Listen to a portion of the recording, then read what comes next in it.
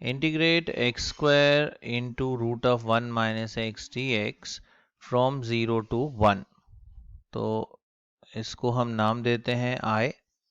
Late I be equal to integration from 0 to 1, then function है x square times root of 1 minus x d x.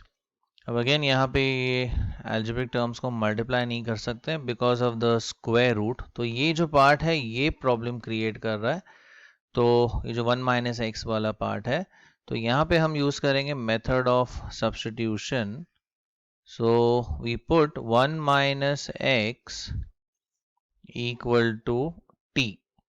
So therefore यहाँ पे हमें मिलेगा x is equal to, ये x इस तरफ गया, t इधर, तो ये हो जाएगा x is 1 minus t. Also अब ये dx का सब्स्टिट्यूशन भी हमें चाहिए। So let us differentiate with respect to x। तो 1 का तो 0, देन इसका इंटीग्रेशन सॉरी डेरिवेटिव होगा -1 एंड यहाँ पे आएगा dt by dx। so differentiating with respect to x, we have -1 is equal to dt by dx, or we could say minus dx is equal to dt. so therefore we have dx is equal to minus dt। तो देखिए इसका हमें substitution मिल गया, ये हो जाएगा minus D T, यहाँ पे आ जाएगा t, right, 1 minus x is t, और ये जो x है इसे हम रिप्लेस करेंगे 1 माइनस टी से। तो 1 minus t the whole square, ये एक्सपैंड हो सकता है। अब रह जाते हैं लिमिट्स। तो इसका सब्स्टिट्यूशन मिल गया, इसका भी मिल गया, dx का भी रिप्लेसमेंट मिल गया। So everything is in terms of t, लेकिन जो लिमिट्स है वो हमारे इन टर्म्स ऑफ x है। तो हमें लिमिट्स भी t के ढूंढने होंगे इस रिलेशन के हेल्प से। देखिए when x is equal to 0, अगर x की वैल्यू हम 0 लेते हैं तो t आ जाएगा 1 minus 0, that is 1, and when x is equal to 1 तो हमें t की वैल्यू मिलती है 1 minus 1, that is equal to 0। तो हमें लिमिट्स भी मिल गए। तो ये पूरा जो इंटीग्रल है अब देखिए कैसे कन्वर्ट हो जाता है। So therefore we have I is equal to, अब लिमिट्स हमारे चेंज हो गए, 0 to 1 था वो हो गया 1 to 0, बिकॉज ये t के टर्म्स में है। फिर ये जो x स्क्वायर है this will become 1 minus t the whole square into ये हो जाएगा रूट t, एंड dx को हम लिख सकते हैं एज माइनस dt। अभी नेगेटिव साइन चाहे तो हम बाहर ले सकते हैं, तो ये बाहर ले लेते हैं। सो ये आ जाएगा 1 से लेके 0 तक। Let us expand this a minus b the whole square, तो ये जाएगा 1 minus 2t plus t square, and इसे हम लिख सकते हैं as t raise to half, और यहाँ पे आ गया dt।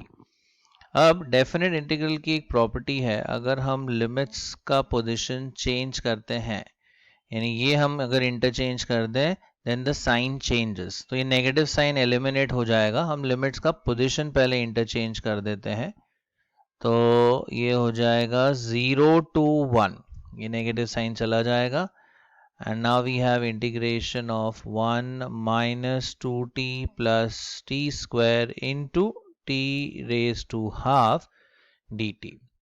तो ये ध्यान दीजिए हमने लिमिट्स का पोजीशंस इंटरचेंज कर दिया, तो साइन चेंजेस, तो ये माइनस साइन था तो ये हो गया प्लस। अब ये मल्टीप्लाई करते हैं टी रेज टू हाफ को ये तीन टर्म्स के साथ। So we have I is equal to 0 to 1, अब 1 into t raise to half, so that is t raise to half minus 2 times, अब देखिए t into t raise to half, इसका multiplication यहाँ पे करते हैं, t times t raise to half, this is actually t raise to 1, तो power add हो जाएंगे इंडाइसिस के रूल्स के हिसाब से।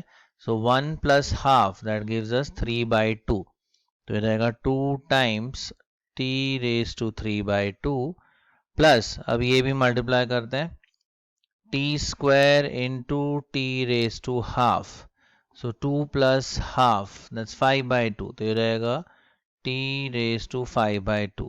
So t raised to 5 by 2, bracket close, dt. And now we integrate. x raised to n form में है ये सारे terms. So let us integrate. तो पहले टर्म का इंटीग्रेशन आएगा. t raised to half का will be t raised to half plus 1, that's 3 by 2 upon 3 by 2 minus 2 times. Now 3 by 2 plus 1 is 5 by 2. तो ये रहेगा t raised to 5 by 2 upon 5 by 2 plus t raised to 5 by 2 का integration. Now 5 by 2 plus 1 होता है 7 by 2. तो रहेगा t raised to 7 by 2 upon 7 by 2 and limits are 0 to 1. Further और simplify करते हैं. ये हो जाएगा 2 by 3 into t raised to 3 by 2 minus ये 2 ऊपर चला जाएगा तो ये रहेगा 4 by 5 into t raised to 5 by 2 plus 2 by 7 into t raised to 7 by 2 from 0 to 1. Now let us substitute upper and lower limits. तो ये आएगा 2 by 3 into 1 raised to 3 by 2 minus 4 by 5 into 1 raised to 5 by 2 plus 2 by 7 into 1 raised to 7 by 2. ये upper limit substitute किया minus अब lower limit. अब यहाँ पे t raise to 3 by 2, अभी t अगर 0 है तो ये पूरा टर्म 0 हो जाएगा. So first term will be 0 minus again यहाँ पे t की वैल्यू अगर 0 डालते हैं तो ये पूरा टर्म 0 हो जाएगा प्लस अगेन t अगर 0 हो जाता है तो ये पूरी वैल्यू 0 हो जाती है. सो बेसिकली लोअर सब्स्टिट्यूशंस में सारी वैल्यूज 0 ही है. तो बस ये हमें सिंप्लीफाई करना होगा. This will be 2 by 3 into, now 1 raised to 3 by 2, that's 1. So basically this is 2 by 3 minus again 1 raised to 5 by 2, that is 1 into 4 by 5. तो ये हो जाता है 4 by 5. Again 1 raised to 7 by 2, this is 1 into 2 by 7. तो ये रहेगा plus 2 by 7. Now let us equalize the denominator. दो दो करके इक्वलाइज करते हैं. 5 2s is 10 minus 3 4s is 12 upon 15 plus 2 by 7. तो ये आएगा minus 2 by 15 plus 2 by 7. Again equalise करते हैं. ये आएगा minus 14 plus 15 2s so that's 30 upon 7 5 is 35 and this is 105. Further 30 minus 14 gives 16, so we have 16 upon 105. So this is the required integral value.